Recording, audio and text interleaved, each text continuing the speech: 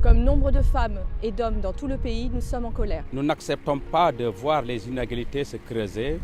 Nous n'acceptons pas de vivre mal ou de vivre moins. D'un côté, des milliards sont rendus ou donnés aux grands propriétaires et autres, premiers de cordée. De l'autre, l'immense majorité voit sa situation s'assombrir. Les retraités voient leur pouvoir d'achat amputé. Les salariés voient leur salaire stagner et sont invités à faire des heures supplémentaires pour gagner leur vie. Les privés d'emploi sont de plus en plus sous contrainte et sous surveillance alors que le chômage est massif. Les jeunes en subissent pleinement les conséquences et sont trop longtemps empêchés de se projeter dans la vie. Toutes et tous sont impactés par les mesures d'austérité qui frappent les institutions publiques.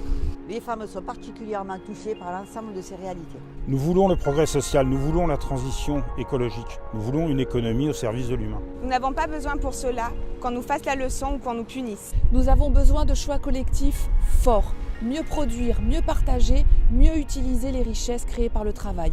Pour cela, il y a besoin de garantir les droits, d'augmenter les salaires, les pensions et les minima sociaux. Il faut des services publics, il faut des investissements publics dans le transport, le logement, la santé, l'éducation, la recherche, la culture.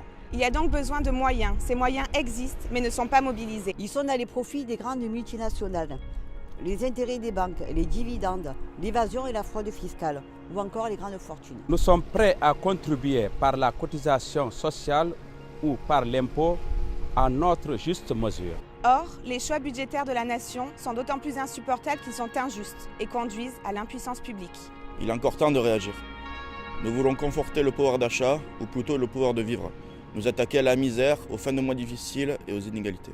Il y a urgence, il est possible de faire autrement. Nous en appelons à la justice fiscale, à la justice sociale, à l'audace publique. Nous voulons vivre à 100%.